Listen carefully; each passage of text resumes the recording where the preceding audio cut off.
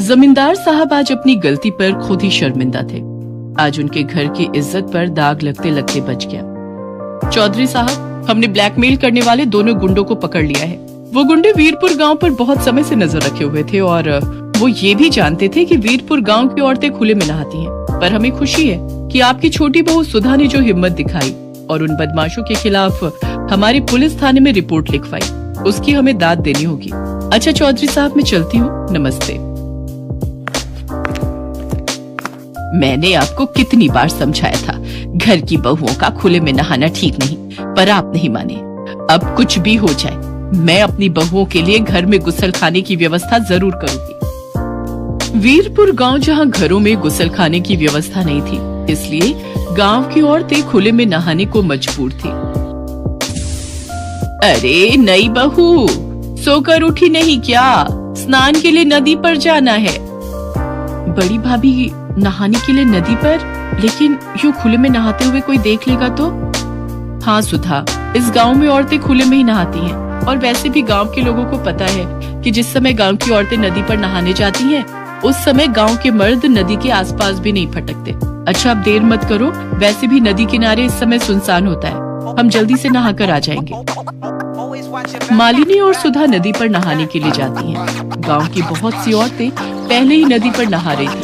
सुधा को बहुत शर्म आ रही थी। मालिनी भाभी, ये तो बहुत अजीब लग रहा है, अगर किसी ने हमें देख लिया तो हमारी इज्जत तो मिट्टी में मिल जाएगी। अरे काहे का शर्मा रही हो बहू रानी, हमें इतने साल हो गए, आज तक तो हमें किसी ने देखा नहीं, तो अब कौन देखेगा? चौधरी साहब से सब डरते हैं, इसलिए नदी किनारे कोई मर्द नहीं आता, सिर्फ औरतें ही नहाती हैं। सुधा को बहुत अजीब महसूस हो रहा था, पर वो करती क्या? मजबूरी में उसे मालिनी और बाकी की गांव की औरतों के साथ नदी में उतरना ही पड़ता है। सुधा नदी में नहाकर घर आती है। अब तो रोजाना ही वो मालिनी और बाकी की गांव की औरतों के साथ नदी पर नहाने लगी। धीरे धीरे जब सुधा को लगा कि सचमुच नदी के आसपास सिर्फ औरतें ही आती हैं, तो वो थोड़ी बेफिक्र हो गई। पर एक दिन जब सब बहुएं नदी पर नहा रही थी, मालिनी भाभी, लग रहा है कोई हमें देख रहा है। नहीं तो तुम्हारे मन का वहम है, लगता है तुम्हारा डर अभी तक नहीं गया है। चलो जल्दी से नहा लो, फिर घर चलते हैं। अगले दिन भी सुधा को ऐसा ही महसूस हुआ। मालिनी भाभी, मैं कह रही हूँ ना कि कोई है जो हमें देखता है, मुझे बार बार गलत महसूस नहीं हो सकता। अरे बहू रानी, तुम बेकार में ही डर रही हो, किसी की इतनी मजाल नहीं जो हमें नहाते हुए देख ले। और ये सच था, गांव वालों की इतनी हिम्मत नहीं थी कि वो गांव की बहुओं को खुले में नहाते हुए देख ले। तो आखिर कौन था जो उन सबको खुले में नहाते हुए देख रहा था? अरे यार मगन, ये गांव तो बहुत बढ़िया है यार, तूने बिल्कुल सही जगह का पता लगाया बे। खुले में नहाती इन गांव वालों की बहुओं के हमने बहुत ही बढ़िया फोटो अपने फोन में निकाल ली है बे। वही तो, मैंने बिल्कुल सही गांव का पता लगाया ना। अब इन फोटोओं का इस्तेमाल करने का सही समय आ गया बे। गांव के चौधरी की दोनों बहुएं भी उन औरतों के साथ ही नहाने आती हैं। चौधरी की बहुओं को ब्लैकमेल करके अच्छे खासे सोने के जेवर और रुपए ऐंठ लेंगी। और तू तो जानता ही है, ये गांव की भोली भाली बहुएं शर्म से किसी को कुछ नहीं बताएंगी। तो ठीक है, किसी दिन रास्ता रोककर ये फोटोएं उन्हें दिखा देते हैं। तो देर किस बात की है, कल दिन में जब वे दोनों नहा कर जा रही होंगी, तभी रास्ते में उन्हें पकड़ लेंगे। अगले दिन मालिनी और सुधा नदी पर नहाकर जब हवेली की तरफ जा रही थी, तो नदी से थोड़ी दूरी पर जगन और मगन नाम के उन बदमाशों ने उनका रास्ता रोक लिया और उन दोनों को फोटो दिखाने लगे। दोनों बहुएं डर गई। अब अगर तुम दोनों नहीं चाहते कि ये फोटो गांव में हर कोई देखे, तो बाहर और भी जगह ये फोटो पहुँचे, तो जैसा हम कहते हैं वैसा तुम दोनों करोगी। नहीं नहीं, हमारी ये फोटो किसी को मत दिखाना। तुम्हें क्या चाहिए, हमें सीधी तरह बता दो।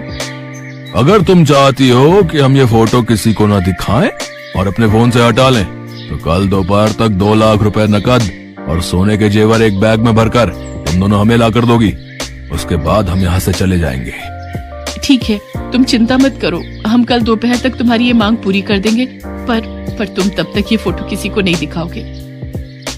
मालिनी पूरी तरह घबरा चुकी थी। वो दोनों घर लौट आती हैं। मालिनी भाभी, हम ये गलत कर रहे हैं, अन्याय के सामने झुकना कायरता है। हम अन्याय को छूट दे रहे हैं। उन मुजरिमों को सजा मिलनी चाहिए। उनकी मांगे पूरी करके तो हम उन्हें और बढ़ावा दे रहे हैं। आज वो हमारे साथ ऐसा कर रहे हैं, कल किसी और के साथ करेंगे। ये सरासर गलत है भाभी। तो हम कर भी क्या सकते हैं सुधा? हमारी फोटो बदमाशों के पास है। हम ये बात किसी से नहीं कह सकते। बदमाश हमारी फोटो हर जगह दिखा देंगे। पर सुधा बहुत हिम्मत वाली थी। वो मालिनी को बिना बताए पुलिस स्टेशन पहुंचती है और वहाँ पर लेडी ऑफिसर को सारी बात बताती है। सुधा, तुम चिंता मत करो, मैंने ऐसे गुंडों को बहुत सीधा किया है। मैं जैसा कहती हूँ वैसा ही करना। सुधा पुलिस की मदद ले चुकी थी। अगले दिन वो मालिनी के साथ बदमाशों की बताई जगह पर पहुंचती है। गुंडे जैसे ही मालिनी और सुधा के पास आते हैं, तभी पुलिस भी वहां पहुंच जाती है। पुलिस को देखकर गुंडे घबरा जाते हैं। पकड़ लो इन गुंडों को। सीधी साधी गांव की औरतों को ब्लैकमेल करके उनके पैसे और जेवर की मांग करते हो। मैडम जी, ये वही गुंडे हैं जिनकी आसपास के गांव की पुलिस तलाश कर रही है। इन्होंने पहले भी कुछ गांव की औरतों को ऐसे ही ब्लैकमेल किया था। पुलिस के द्वारा गुंडों को पकड़ने की बात चौधरी के कानों तक पहुंचती है। उन्हें भी अपनी गलती का एहसास हो जाता है। चौधराइन, तुम सच कह रही हो, गलती मेरी ही है। मैं ही पुराने ख्यालों में जी रहा था। मैंने कभी इस ओर ध्यान ही नहीं दिया कि हमारी बहू बेटियों को किस चीज की सबसे ज्यादा जरूरत है। मैं वादा, इस गांव में हर घर में गुसल खाना होगा, ताकि फिर कभी किसी बहू बेटी के साथ ऐसा ना हो। सुधा, आज तुम्हारी हिम्मत की वजह से हम कितनी बड़ी मुसीबत से बच गए। भाभी, ये तो मेरा फर्ज था। मुझे खुशी है कि आज मैंने जो हिम्मत की, उस कारण इस गांव की बहुओं को अब खुले में नहीं नहाना पड़ेगा। गांव की इज्जत अब सुरक्षित रहेगी। वीरपुर गांव की औरतें सुधा की बहुत तारीफ करती हैं। आज हर घर में गुसलखाना था और गांव की औरतों ने भी अब खुले में नहाना बंद कर दिया था। सुबह के 6 बजे होते हैं कि तभी नीतू अपने पति को उठाने की कोशिश करती है। अरे क्या होगा, आज संडे है, आज तो देर तक सोने दो। अरे चलो, उठ भी जाओ ना। अभी सभी घर वाले सो रहे हैं। उनके उठने से पहले हम जल्दी से कराते हैं। अरे क्या कराते हैं? तुम्हें जो करना है अकेले कराओ, लेकिन मुझे अभी सोने दो। क्यों टाइम वेस्ट कर रहे हो? जल्दी से चलो, नहीं तो सारा दिन लाइन में ही खड़े रह जाओगे। अरे जबरदस्ती है क्या?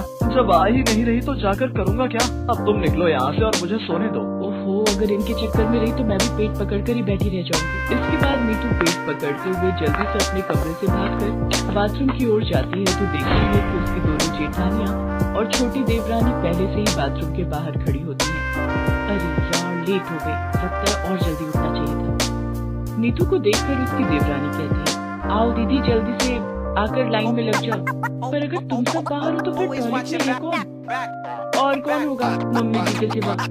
नीतू जोर जोर से दरवाजा पीटकर कहती है, अरे मम्मी जी, आप कहीं सो तो नहीं गई? जल्दी से बाहर आ जाओ, यहाँ लाइन लगी पड़ी है। नीतू ये कही रही होती है कि तभी शीला, उनकी सास, टॉयलेट से बाहर आती है। उसके बाहर आते ही मंच की बहू नीतू पेट पकड़कर पीछे से भागते हुए आती है और लाइन तोड़कर टॉयलेट में घुस जाती है और झट से दरवाजा बंद कर देती है। ये सब देखकर बाकी सब हैरान रह जाती है। तभी सबसे बड़ी बहू राखी जोर जोर से दरवाजा पीटते हुए कहती है, अरे ओ नीतू की बच्ची, जल्दी से बाहर निकल। मेरा नंबर था, तू कहाँ से बीच में घुस गई? निकल निकल ना। अरे क्यों दरवाजा पीट रही है? उसको क्या? और अब वो अंदर गई है तो पेट की गंदगी निकाल कर ही बाहर निकलेगी। और जब मैं अंदर थी तब भी तुम में से कोई दरवाजा पीट रहा था। तुम सब जानती हो ना, बुजुर्ग लोगों को कब्ज की शिकायत रहती है। अगर आपको कब्ज की शिकायत रहती है तो सुबह जल्दी उठकर फ्रेश हो जाया कीजिए। आपकी कब्ज के चक्कर में तो हम लोगों के पेट के बुलबुले उठने लग पड़ते हैं। ये सब बातें छोड़ो मम्मी जी, अब ये बताओ कि कब तक हम ऐसे ही एक टॉयलेट में जाते रहेंगे? उम्र भर ऐसे ही जाना होगा। क्या मतलब? मतलब ये कि शुक्र मनाओ तुम लोगों को एक टॉयलेट तो नसीब हुआ। हम तो अपने गांव में खुले में शौचालय जाते थे और खुले में जो जाने का मजा है, ओए होए होए होए होए। इतना कहते ही शीला चुप हो जाती है। पर मम्मी जी, आपकी इतनी सारी बहुएं हैं, आपको 2 टॉयलेट तो बनवाने ही चाहिए ना। आई बड़ी 2 टॉयलेट वाली, ये घर है, कोई तेरे बाप का होटल नहीं जो 2-2 टॉयलेट चाहिए तुम्हें। मम्मी जी, पर जैसे यहाँ लाइन लगी है ना, ये किसी के घर का टॉयलेट नहीं बल्कि किसी चौल का सुलभ शौचालय मालूम होता है। हाँ, बस इसका ये एक सुख है कि हमें धोने के लिए बाल्टी और मग्गा लेकर नहीं आना पड़ता। निधि बोली रही थी कि तभी वहाँ खड़ी राखी जोर से बदबूदार गैस छोड़ती है। उसकी बदबू से वहाँ खड़े सभी अपनी नाक पर हाथ रख लेते हैं। उसके ऐसा करते ही शीला कहती है, हाय मोरी मैया, ना जाने क्या ठूसा था इस कमबख्त ने रात में जो इतनी गंदी बदबू निकाली है। मम्मी जी, जिस घर में 4 बहुओं का एक टॉयलेट होगा वहाँ तो ये सब झेलना ही पड़ेगा। फिर राखी दोबारा से दरवाजा पीटते हुए, जल्दी से बाहर निकल मेरी माँ, अब तो बर्दाश्त से बाहर है सब कुछ। ये कहकर राखी फिर से दरवाजा पीटने लगती है। शीला देवी की जॉइंट फैमिली थी जिसमें उसकी 4 बहुएं थी और 4 बेटे थे और उन सबके लिए केवल एक ही टॉयलेट था। सारा घर एक ही टॉयलेट यूज करता था। वैसे कहने को तो उस घर में 2 टॉयलेट थे, लेकिन दूसरे टॉयलेट की सीट टूट रखी थी और फ्लश पूरी तरह खराब था, जिस वजह से कोई उसे यूज नहीं करता था। बेचारी सारी बहुओं का आधा दिन तो टॉयलेट में अपनी बारी आने के इंतजार में ही गुजर जाता, और ऊपर से अगर गलती से कोई मेहमान घर पर आए तो समझो हो गई छुट्टी। ऐसे ही एक दिन दरवाजे की घंटी बजती है, तभी नीतू दरवाजा खोलती है। मैडम, रश्मि जी का पार्सल आया है। रुको, मैं अभी उसे बुलाती हूँ। रश्मि, अरे ओ रश्मि, जल्दी आ, देख तेरा पार्सल आया है। आई दीदी। जी लीजिए। पार्सल देकर कुरियर बॉय वहाँ से जाने लगता है। तभी वो रुककर उन दोनों से कहता है, अगर आप बुरा ना मानो तो क्या मैं आपका टॉयलेट यूज कर सकता हूँ? लेकिन क्यों? मतलब ये तो नेचर कॉल है, कभी भी आ सकती है, और इस वक्त मेरे लिए जाना बहुत अर्जेंट है। दीदी, अभी कोई होगा तो नहीं ना टॉयलेट में? मैं क्या जानू रश्मि, लेकिन अब अगर इसे जोर की लगी है तो कर भी क्या सकते हैं। ले जाओ इसे। रश्मि इसको टॉयलेट की तरफ लेकर जाती है, लेकिन जैसे ही कुरियर बॉय दरवाजा खोलने की कोशिश करता है तो वो अंदर से बंद होता है। इतने में अंदर से आवाज आती है, अब कौन है बे, कम से कम यहाँ तो चैन से बैठने दो, सुबह जाने नहीं देते, दिन में भी परेशान करके रखा है। अब तो जब तक कार्यक्रम पूरा नहीं होता मैं बाहर नहीं आऊंगी। अरे दीदी धीरे बोलो, अगर गलती से किसी ने सुन लिया तो क्या सोचेगा? सुनने दो, अगर कोई सुनता है तो कम से कम औरों को भी तो पता चले कि कैसी जालिम सास है हमारी, जो 4-4 बहुओं के लिए सिर्फ एक ही टॉयलेट रखा हुआ है। इसके बाद रश्मि उस आदमी से कहती है, जी माफ कीजिएगा लेकिन आपको थोड़ा वेट करना होगा। कोई बात नहीं जी, मुझे इनके जितनी इमरजेंसी भी नहीं है।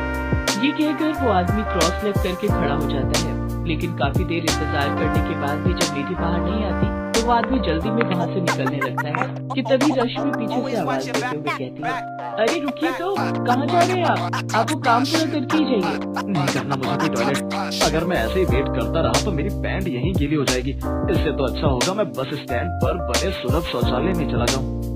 ये कहकर वो आदमी वहाँ से भागता हुआ चला जाता है। रश्मि अपना सर पकड़कर बैठ जाती है। कुछ महीने ऐसे ही बीतते चले गए, लेकिन टॉयलेट की समस्या ज्यों की त्यों बनी रहती है। एक शाम जब शीला घूमने गई होती है, तभी चारों बहुएं बैठकर रोज की इस परेशानी का हल ढूंढने के विषय में चर्चा करती हैं। हे भगवान, अब क्या दिन आ गए, हमारी जो सास की चुगलियां छोड़कर टॉयलेट के ऊपर चर्चा करने बैठे हैं। सब हमारी सासू माँ का किया धरा है तो ठीक है, लेकिन अब ये सोचो कि कैसे हम अपनी सास को दूसरा टॉयलेट भी ठीक करने के लिए मनाएं। ऐसे तो मानने से रही, हमें कोई तरकीब सोचनी पड़ेगी जिससे सांप भी मर जाए और लाठी भी न टूटे। वैसे मेरे पास एक आइडिया है, क्यों ना हम में से एक का पेट खराब कर दिया जाए, जिससे सारा दिन उसका टॉयलेट में ही बीते। फिर जब मम्मी जी को टॉयलेट यूज करने नहीं मिलेगा तभी उन्हें दूसरे टॉयलेट की अहमियत समझ में आएगी। वो तो ठीक है, पर किसका पेट खराब करे? तू अपना कर ले, मैं तेरे लिए जमाल गोटा लाई देती हूँ। वाह जी वाह, ये क्या बात हुई? मान न मान मैं तेरा मेहमान। अगर मुझे टॉयलेट में जगह ना मिली तो मेरा तो हो जाएगा ना वही काम तमाम। ऐसा करो, आपका आइडिया है, आप पर ही आजमा कर देखते हैं इसे। ना बाबा ना, ओहो, हम सब क्यों अपना पेट खराब करें? जिसकी वजह से ये परेशानी हो रही है उन्हीं का खराब करते हैं। अभी तो सास होने का फायदा उठाकर वो हमसे पहले टॉयलेट चली जाती हैं। हाँ, ये अच्छा आइडिया है।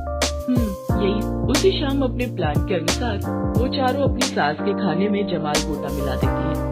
कुछ देर में शीला के पेट में गड़बड़ शुरू हो जाती है और वो भागते हुए टॉयलेट की तरफ जाने लगती है, लेकिन तभी रश्मि झट से टॉयलेट में जाकर अंदर से दरवाजा बंद कर देती है। शीला दरवाजा पीटते हुए चिल्लाकर कहती है, अरे करण चली, तुझे सुबह से टाइम ना लगा? जो मेरे जाने पर ही घुसना था तुझे, जल्दी निकल बाहर। कुछ देर में रश्मि बाहर आती है, तभी शीला झट से अंदर जाकर फ्रेश होती है और पसीना पोंछते हुए बाहर आती है। लेकिन अभी वो अपने कमरे की ओर जा ही रही होती है कि तभी उसके पेट में फिर से गुड़गुड़ाहट शुरू हो जाती है और वो वापस टॉयलेट जाने लगती है। लेकिन तभी निधि टॉयलेट जा रही होती है कि शीला उसको कहती है, अरे ओ कहाँ चली? मुझे बड़ी जोर की आई है, जरा भी देर हुई तो तुझे ही साफ करना पड़ जाएगा।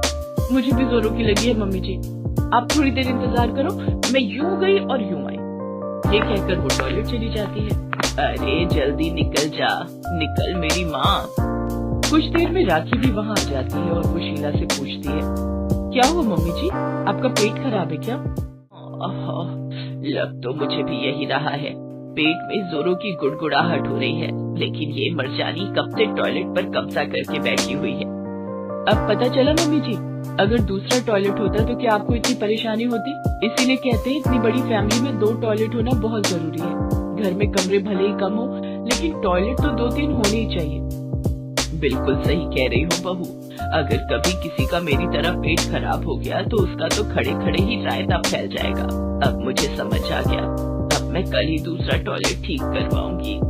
इतना कहकर शीला वहाँ से चली जाती है। तभी चारों बहुएं आपस में ताली देते हुए कहती है, अपना मिशन कामयाब